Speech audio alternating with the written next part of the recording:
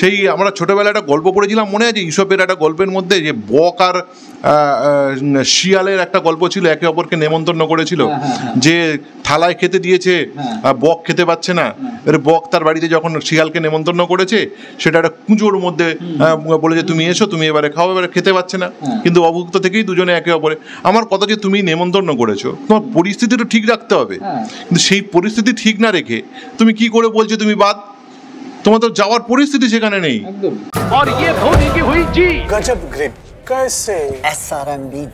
SRMB TMT बार की win grip technology cement के साथ बनाए मजबूत पकड़। Grip is important. নমস্কার দর্শক বন্ধুরা, এসআরএমবি বাংলায় আপনাদের সকলকে স্বাগত। এবং আজকে চতুর্থী, আশা করছি অনেকেই পুজো প্যান্ডেলে ঘুরতে বেরিয়েছে, সকাল সকাল বেরিয়েছেন, কিন্তু তার মাঝখানেই এমন একটা খবর বেসছে সামনে, যেটা কি বলবো, মানে একদম শকিং একটা খবর। কি খবর সেটা? এফসির ওয়েবসাইটে একটা খবর এসে, লেটেস্ট আপডেট এসছে। আপনার এফসির ওয়েবসাইটে গেলে শুরুতেই সেই আপডেটটা পেয়ে যাবে, দেখবেন লেটেস্ট আপডেট বলে লেখা আছে। সেখানে লেখা হয়েছে এএফসি চ্যাম্পিয়ন্স লিগ 2 থেকে মোহনবাগান সুপার জায়ান্টকে কনসিডার্ড অ্যাজ উইথড্রন, অর্থাৎ উইথড্র করা হয়েছে, এমনটা কনসিডার করা হচ্ছে। কারণটা কি? কারণটা খুব সিম্পল। গত 2রা অক্টোবর মোহনবাগানের খেলার কথা ছিল ইরানের ট্রাক্টর এফসির সাথে, তাবরিজে, ইরানের তাবরিজে তাদের যাওয়ার কথা ছিল এবং সেখানে সেই ম্যাচটা খেলার কথা ছিল, কিন্তু তারা সেই ম্যাচটা খেলতে যায়নি। বিভিন্ন কারণ ছিল, যুদ্ধ পরিস্থিতি তো রয়েছে ওখানে, সেই কারণে তারা যায়নি। এবং সেই কারণে এএফসির তরফ থেকে আজকে তাদের ওয়েবসাইটে এবং তাদের সোশ্যাল মিডিয়ায় জানানো হলো যে মোহনবাগানকে কনসিডার করা হয়েছে যে তারা এই টুর্নামেন্ট থেকে উইথড্র করেছে। শুধুমাত্র ম্যাচ নয়, শুধুমাত্র এই ম্যাচটা থেকে নয়, গোটা টুর্নামেন্ট থেকে তাদেরকে কনসিডার করা হয়েছে উইথড্র হিসেবে। আমি এই জায়গাটা জোর দিয়ে বলছি, কনসিডার করা হয়েছে উইথড্র করা, তাদের কোনো ডিসকোয়ালিফাই এসব কিন্তু কোনো শব্দ দিয়ে লেখা হয়নি সাইবদা। কনসিডার অ্যাজ উইথড্রন, এবং তাদের বাকি যে ম্যাচগুলো রয়েছে, কনসিডারিং যে ম্যাচটা ধরছি রাফসান ক্লাবের সাথে, সেই সমস্ত ম্যাচের পয়েন্টগুলোকে কিন্তু বাতিল করা হয়েছে। অর্থাৎ মোহনবাগান যেন এই গ্রুপটাতে নেই, ধরে নেওয়া যাচ্ছে, মানে এফসির বক্তব্য অনুযায়ী মোহনবাগান এই গ্রুপটাতে নেই। 3 দলের একটা গ্রুপ, এবং সেই মতো হচ্ছে খেলা। এবং রাফসান ক্লাব এবং মোহনবাগানের যে খেলাটা হয়েছে, যে পয়েন্টটা ধার্য করা হয়েছিল, দুজনেই ড্র করেছিল, 1 পয়েন্ট করে পেয়েছিল, সেটাকেও ধরা হচ্ছে না। এই জায়গায় দাঁড়িয়ে প্রশ্ন উঠছে, এএফসির এই সিদ্ধান্তটা কি আদৌ সঠিক? নিয়ম অনুযায়ী হয়তো ঠিক আছে, আর্টিকেল 5.6 এবং 8 আর্টিকেল 5.6, ওটা কি আছে একটু? আর্টিকেল 5.6 এর অনুযায়ী যেটা বলা হয়েছে যে তুমি যদি কোনো ম্যাচ না খেলতে যাও, সেক্ষেত্রে তোমাকে কম্পিটিশন থেকে উইথড্র করা হবে, এমনটা ধার্য করা হচ্ছে। নিয়ম অনুযায়ী ঠিক আছে, আমি মেনে নিলাম নিয়ম অনুযায়ী। সাইফদা, ঠিক আছে, তোমার কাছে আমি আসবো। সাইফদার কাছে আমি এই প্রশ্নটা রাখবো, এবং আপনাদের কাছে যারা শুধুমাত্র মোহনবাগান সমর্থক না, কারণ এটা শুধুমাত্র মোহনবাগান, ইস্টবেঙ্গল, মোহামেডান বা অন্য কিছু এসব নিয়ে নয়, এটা হচ্ছে দেশের বিষয়, দেশের স্বার্থ এখানে জড়িয়ে রয়েছে। এবং সেখানে একটা খুব বড় প্রশ্ন, সিদ্ধান্তটা কি সঠিক হলো? নিয়ম অনুযায়ী সিদ্ধান্তটা সঠিক, কিন্তু যে পরিস্থিতির তৈরি হয়েছে ইরানে তাবরিজে, কয়েকদিন আগে আমরা একটা স্টোরি করেছিলাম, মোহনবাগানের প্রাক্তন টিম ম্যানেজার তিনি প্রশ্ন তুলেছিলেন যে উজবেকিস্তানের একটা দল পাখতাখর এফসি, তারা ম্যাচ খেলতে গেছিলো, তাহলে মোহনবাগান কেন পারল না? তার প্রমাণটা মিলল ঠিক তার পরের দিনই, যখন ইরানে একটা ব্যালিস্টিক মিসাইল আমরা দেখতে পেলাম ম্যাচ চলাকালীন, সাইফদা, ম্যাচ চলাকালীন মিসাইল ছোড়া হচ্ছে, এবং সেখানে একটা যুদ্ধ পরিস্থিতি তৈরি হয়েছে। এবং সবথেকে বড় কথা, ঠিক আছে, মোহনবাগান ভারতে 126 নম্বর দেশ, মোহনবাগান একটা ঐতিহ্য রয়েছে, ঠিক আছে, সৌদি আরবের হেভিওয়েট ক্লাব ক্রিশ্চিয়ানো রোনাল্ডো খেলার আল নাসেরও কিন্তু ইরানে যাওয়া থেকে তারা বিরত হয়েছে, এবং সেখানে তারা চিঠি দিয়ে জানিয়েছে এফসিকে যে তারাও কিন্তু তাদের এএফসি চ্যাম্পিয়ন্স লিগ এলিটের যে ম্যাচ, সেটা তারা খেলতে যাবে না ইরানে। প্রশ্নটা রইল, আল নাসেরকেও কি তাহলে বাতিল করা হবে? মানে তাদেরকে কি কনসিডার্ড অ্যাজ উইথড্র করা হবে? ক্রিশ্চিয়ানো রোনাল্ডো রয়েছে, ভাবো সাইফদা, মিস্টার ইউএফএ চ্যাম্পিয়ন্স লিগকে, তার দলকে কি তাহলে উইথড্র করা হয়? মোহনবাগানকে করা হলে একই নিয়মে তাহলে আল নাসেরকেও করা উচিত। সাইফদা, প্রশ্নটা থেকে গেল। মোহনবাগান সমর্থক, শুধু মোহনবাগান সমর্থক আমি বলবো না, ভারতের ফুটবল দল যে যারা সমর্থক, ফুটবলের যারা সমর্থক, তারা তো প্রশ্ন তুলবেনই। কমেন্ট বক্সে আপনারা করুন, তোমার কি মতামত? না, তুমি নিশ্চয়ই আমাকে প্রশ্ন করছো না, আমি এফসির কেউ নই। এফসি কেউ নই, আমি প্রশ্নগুলো রাখবো, আমরা প্রশ্ন রাখছি, যে প্রশ্নগুলো সাধারণ মোহনবাগান সমর্থকদের প্রশ্ন, এবং এই প্রশ্ন খুব স্বাভাবিকভাবে মোহনবাগান সমর্থকদের মনে উদয় হবে। এখন কথা হচ্ছে, ইরান বোর্ডের যিনি সভাপতি তিনি এএফসির কেউকেটা বলে এইভাবে একতরফা একটা সিদ্ধান্ত নিলেন। এবং তুমি যে একটি খুব ভালো প্রশ্ন তুললে গোটা বিষয়টার মধ্যে, মানে এই একই রকমভাবে ক্রিশ্চিয়ানো রোনাল্ডোর দল আল নাসেরকে যদি এই ইরান এবং এই এএফসি তারা যদি মনে করে যে ঠিক আছে আল নাসেরও একই রকমভাবে দুষ্ট, তাহলে আমাদের এই ভিডিও কোনো মানে নেই, আমরা ঠিক আছে ধরে নিচ্ছি। কিন্তু যুদ্ধকালীন পরিস্থিতি, যুদ্ধকালীন অবস্থা, এটা তো একটা বাস্তবতা, এটা তো একটা বাস্তবতা। যুদ্ধকালীন বাস্তবতার জায়গাতে মোহনবাগানের পক্ষ থেকে কি বলা হয়েছিল, যে ইরান সরকার যদি ফুটবলারদের জন্য কনভয় রেডি রাখে, তাদের যে নিরাপত্তার দায়িত্ব তারা নেয়। কারণ আমাদের এপ্রিল মাস থেকে ভারত সরকার থেকে একটি বিদেশ দপ্তর থেকে একটি বিজ্ঞপ্তি জারি হয়েছিল, যেখানে ইরান, ইসরায়েল কয়েকটি দেশ, যে দেশে যাওয়ার বিষয়ে ভারতীয় ভিসা নেওয়ার ব্যাপারে, ভিসা পাবে সবাই, কিন্তু ভিসার জায়গাতে তাদের যে নিরাপত্তাজনিত তাদের দায়বদ্ধতা সম্পূর্ণ যে ট্রাভেলার তার। এখন যে ট্রাভেলার তো ব্যক্তিগতভাবে ট্রাভেল করে, তারপর তারা দলবদ্ধ হয়। এই জায়গা থেকে নিরাপত্তার যে প্রশ্নটা, সেটা তো ইরান সলভ করতে পারেনি।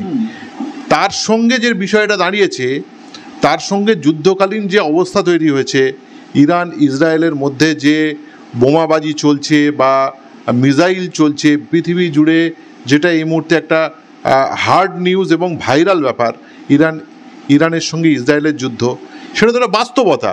তা সে তার মধ্যে ফুটবলাররা গিয়ে কেন পড়বেন? ফুটবলারদের সামগ্রিক নিরাপত্তার ব্যাপারটা ফুটবলাররা ভাববে। দেখো শোভরাজি, উজবেকিস্তানের দলটি খেলতে গেছে, তা উজবেকিস্তানের সঙ্গে ইরানের যে অন্তর্নিহিত কী সম্পর্ক আছে সেটা তারা বুঝবে। এখন তুমি যদি ক্রিকেটে যদি আসো, দেখো ক্রিকেটে ভারত পাকিস্তানের সিরিজ যে পরিমাণে আগে হতো, এখন কি হয়? হয় না। এখন কথা হচ্ছে, ভারতের সঙ্গে পাকিস্তানের কিছু বহির্দেশীয় আন্তর্দেশীয় কিছু সমস্যা আছে, সেই সমস্যাগুলো তো বাস্তবতা। এখন বর্ডার লাইনের যে সমস্যা, সেটা বাস্তবতা। কিন্তু আইসিসি যে ইভেন্টগুলো হয়, সেটা আইসিসি ওয়ার্ল্ড কাপ হতে পারে, চ্যাম্পিয়ন্স ট্রফি হতে পারে, যা হতে পারে, সেখানে ভারত পাকিস্তান একে অপরের মুখোমুখি হয়, নিরপেক্ষ ভেন্যুতে হয়, এবং সেই নিরপেক্ষ ভেন্যুর বাস্তবতাটা মেনে নিয়েছে আইসিসি, এবং সেই কারণে দেখবে ভারত পাকিস্তানের খেলা বাইরে হচ্ছে, কোনো সমস্যা হচ্ছে না। এখন এই জায়গাটা এএফসি সেইভাবে ভাবলো না, এটা আমাদের কাছে খুবই হতাশার। একেবারে মোহনবাগানকে বাদ দিয়ে দিল, এবং মোহনবাগানকে বাদ দিয়ে তিনটে দল দিয়ে তারা এই লিগের এই পর্যায়টা তারা সম্পন্ন করবে, এই ধারণাটা খুবই আমাদের কাছে হতাশার। তাদের নিয়ম মেনে তারা করেছে, কিন্তু সেটা খুবই হতাশার। কিন্তু কথা হচ্ছে, এই অবস্থায় মোহনবাগান কি করছে, মোহনবাগান কি ভাবছে? মোহনবাগান ম্যানেজমেন্ট কিন্তু এই অবস্থায় 9 তারিখের জন্য অপেক্ষা করছে, কেননা 9 তারিখে আল নাসেরের ম্যাচ রয়েছে এই তোমার ইরানের মাটিতে। সুতরাং রোনাল্ডোর এই দলকে বাদ দেওয়া এবং তাদের সঙ্গে যে ব্র্যান্ডিং জড়িয়ে থাকে এশিয়া এবং গোটা পৃথিবী জুড়ে, সেটাকে অস্বীকার করে কিভাবে আমি জানি না সম্পন্ন করবে, সেটা কিন্তু মোহনবাগান যে লয়াররা যারা অ্যাপিলে যাবে, যারা এএফসির উচ্চতর আদালতে যারা অ্যাপিলে যাবে, সেই লয়াররা কিন্তু এই বিষয়টা নিয়ে কিন্তু তারা মাথা রাখছে এবং তারা ভাবছে। এবং এই যে আর্টিকেলগুলোর কথা এখানে বলা হয়েছে, এখানে দেখা যাচ্ছে কি যে পয়েন্ট শেয়ারের কোনো ব্যাপার নেই, বরং মোহনবাগানের সঙ্গে যে পয়েন্ট এক হয়েছিল সেই পয়েন্টও তারা পাবে না। এই জায়গাগুলো কিন্তু প্রচণ্ড চিন্তার বিষয়। কিন্তু কথা হচ্ছে, যুদ্ধকালীন পরিস্থিতিটাকে কিন্তু অস্বীকার করার কোনো জায়গা নেই, কিন্তু এই যেটা হলো সেটা কিন্তু খুবই দুঃখজনক। একদমই খুবই দুঃখজনক বিষয়। অবশ্যই মোহনবাগান তারা অ্যাপিলে যাবে, তারা অ্যাপিল করবে এফসির কোর্টে, যেটা তুমি বললে। কিন্তু এই জায়গাটায় প্রশ্ন দেয়, তাহলে এই কী হলো দ্বিমত তাহলে কেন? কারণ যখন ওই পাক্তাকোরের সাথে খেলা হয়েছিল ইরানের দলের, সেই সময় আমরা দেখতে পেয়েছি মাঠের মধ্যে মানে মাঠের কিছুটা দূর থেকে মিসাইল চলছে, এবং তারপরে যে যুদ্ধকালীন পরিস্থিতি তৈরি হয়েছে সেই সমস্ত কিছু নিয়ে, সেই সব দাঁড়িয়ে যে কোনো দল, সেটা মোহনবাগান হোক কিংবা আল নাসের হোক, সেটা যাই হোক, তারা তো চাইবেই নিরাপত্তার জন্য, যেই কারণে তারা চিঠি দিয়েছে। এবং মোহনবাগানের তরফ থেকে তো সমস্ত কিছু রেডি ছিল, মোহনবাগান তো তাদের টিকিটস রেডি ছিল, হোটেল সমস্ত রেডি ছিল, ভিসা সমস্ত ছাড়পত্র সবার ভিসা হয়ে গেছে। এমন তো নয় যে মোহনবাগান আগের থেকে তো বলবে, এমন তো নয় যে আগের থেকে ওরা হ্যাঁ হঠাৎ করে সিদ্ধান্ত হচ্ছে এরকম তো নয়, তো সমস্ত কিছু আগের থেকে রেডি ছিল এবং প্ল্যানও ছিল যে বেঙ্গালুরু থেকে তারা ডিরেক্ট চলে যাবে ইরানে, তাবরিজে তারা চলে যাবে। কিন্তু যেহেতু সেই সময় যুদ্ধ পরিস্থিতি তৈরি হয়েছিল, সেই সময় ইরানের একজন নেতার মৃত্যু হয়েছিল, সেই কারণে তারা চলে এসেছিল কলকাতায়। তো সেই সমস্ত দিককে কনসিডার করে কোথাও গিয়ে এএফসির এই সিদ্ধান্তটা খুব হতাশাজনক। এবং যে পশ্চিমী একটা কালচার যেটা রয়েছে, যেখানে অধিকাংশ ক্ষেত্রে আমরা দেখছি সৌদি আরব, ইরান, হচ্ছে তোমার ফুটবলের যে অর্থনীতি সেটা এখন মিডিল ইস্ট কেন্দ্রিক হয়ে গেছে। না তো নেইমার, রোনাল্ডো তারা খেলতে যাবে কেন ফুটবল জীবনের এখনো কিছুটা অবশিষ্ট থাকা সত্ত্বেও? এখন গোটা ফিফাও এই বিষয়টা নিয়ে পর্যন্ত শঙ্কিত থাকে, কারণ তাদের অর্থনৈতিক যে আধিপত্য, সেই আধিপত্যের কাছে এখন এএফসি তারা কন্ট্রোল করে। এখন সেই জায়গা থেকে তারা সেইভাবে ভাবছে হয়তো, কিন্তু সেটা তো ঠিক হবে না। বরং ফুটবলটার প্রসার পৃথিবী যারা অনুন্নত পিছিয়ে পড়া ফুটবল কান্ট্রিগুলো রয়েছে তাদেরও সামগ্রিক সমস্যাগুলো, কিন্তু আমার কথা সেগুলোও বাদ দাও। আমার কথা যে যুদ্ধটা তো একটা বাস্তবতা হচ্ছে, তো সেখানে নাকি যুদ্ধ হচ্ছে না, সেখানে একেবারে শান্তির বাতাবরণ, তা তো নয়। কিন্তু সেই জায়গাতে কেন ফুটবলাররা গিয়ে বিপদের মধ্যে বা নিজের গিয়ে বিপদে পড়বে যেচে? খুব স্বাভাবিক, টিম চাইলেও ফুটবলাররা ব্যক্তিগতভাবে নাও যেতে পারে। সেটাই হয়েছে মোহনবাগানে। মোহনবাগান তো যেতে চেয়েছিল, মোহনবাগানের ফুটবলাররা নিজেরা অ্যাপ্লিকেশান দিয়েছিল যে আমরা যাবো না, এটাই তো ব্যক্তিগতভাবে দিয়েছিল, দলবদ্ধভাবে কেউ মাস পিটিশন করে দেয়নি। কিন্তু এই যে মানে মানুষ তো যদি কেউ চলে যায় বা খারাপ যদি কিছু ঘটে, সেটা তো তার ব্যক্তিগত ক্ষতি, তার পারিবারিক ক্ষতি। এখন কথা হচ্ছে সেটা না হোক, কিন্তু কথা হচ্ছে এইটাকে অস্বীকার করে কি করে সিদ্ধান্ত নিয়ে নেওয়া হলো। বরং যে জায়গায় রয়েছে উচ্চতর আদালতের জায়গায়, যে পেন্ডিং যে জায়গাগুলো রয়েছে, সেই জায়গাগুলো থেকে নিশ্চয়ই কিছু একটা সমাধান সূত্র বেরোবে, এটাই আমার ধারণা। দেখা যাক শেষ অবধি কী হয়। কিন্তু আমার খুব হতাশ লাগলো, মানে এইখানে আমি পড়েও শোনাচ্ছি বিষয়টা। In accordance with Article 5.2 of the AFC Champions League 2 competition regulations, the Asian Football Confederation confirms that India's Mohun Bagan Super Giants are considered to have withdrawn from the AFC Champions League 2 competition. আমি যদি ধরেও এমন একটা পরিবেশ তৈরি করলাম, তাকে বলি তুমি তো আসোনি না, আমি তোমার একটা গল্প বলি, শোনো। এটা হচ্ছে সেই আমরা ছোটোবেলায় একটা গল্প পড়েছিলাম, মনে আছে ঈশপের একটা গল্পের মধ্যে যে বক আর শিয়ালের একটা গল্প ছিল, একে অপরকে নেমন্তন্ন করেছিল, যে থালায় খেতে দিয়েছে, বক খেতে পাচ্ছে না। এর বক তার বাড়িতে যখন শিয়ালকে নেমন্তন্ন করেছে, সেটা একটা কুঁজোর মধ্যে বলে যে তুমি এসো, তুমি এবারে খাও, এবারে খেতে পাচ্ছে না, কিন্তু অভুক্ত থেকেই দুজনে একে অপরে। আমার কথা যে তুমি নেমন্তন্ন করেছো, তোমার পরিস্থিতিটা ঠিক রাখতে হবে, কিন্তু সেই পরিস্থিতি ঠিক না রেখে তুমি কি করে বলছো তুমি বাদ? তোমার তো যাওয়ার পরিস্থিতি সেখানে নেই। এইটাই কিন্তু মেন ঘটনা রয়েছে গোটা বিষয়টার মধ্যে, এবং খুবই দুঃখজনক, খুব দুঃখজনক। আমি ধরেও নিতাম যদি ম্যাচটাকে ক্যান্সেল করতো বা ম্যাচে হয়তো ট্র্যাক্টরকে 3 পয়েন্টও দিত, সেখানে আমি তবুও একটা কনসিডারেশনের জায়গায় রাখতাম। কিন্তু এখানে যখন বলা হচ্ছে না যে পুরো টুর্নামেন্ট থেকে টুর্নামেন্ট, এই জায়গাটায় প্রশ্নটা উঠছে যে তাহলে পুরো টুর্নামেন্টটা কেন? তাহলে তোমার একটা যুদ্ধকালীন পরিস্থিতি রয়েছে, সেখানে দাঁড়িয়ে কিছু তো একটা করা দরকার। এটা আয়োজক কিন্তু এএফসিকে দায়িত্বটা নিতে হবে। সেখানে দাঁড়িয়ে মোহনবাগান এখন কি করে সেটাই দেখার।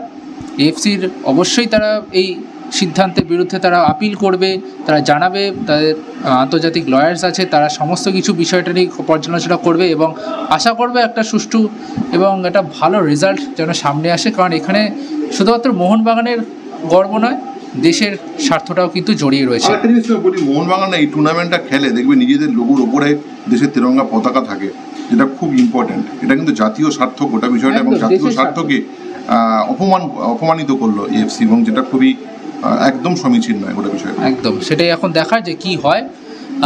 এক্সট্রা টাইম বাংলার সাথে থাকুন, পাশে থাকুন, মোহনবাগানের পাশে থাকুন, দেশের পাশে থাকুন। আর এই সিদ্ধান্তটার নিয়ে আর কি বলবো, কিছু বলার নেই। কমেন্ট বক্সে জানান যে আপনাদের কী কী মতামত রয়েছে, একদম কমেন্ট বক্সে জানান। এএফসিকে আপনারা লিখুন, সমস্ত কিছু করুন, কিন্তু যেটাই হোক আলটিমেটলি দেশের স্বার্থটা কিন্তু জড়িয়ে রয়েছে। সকলকে অসংখ্য ধন্যবাদ। টাটা। Extra time.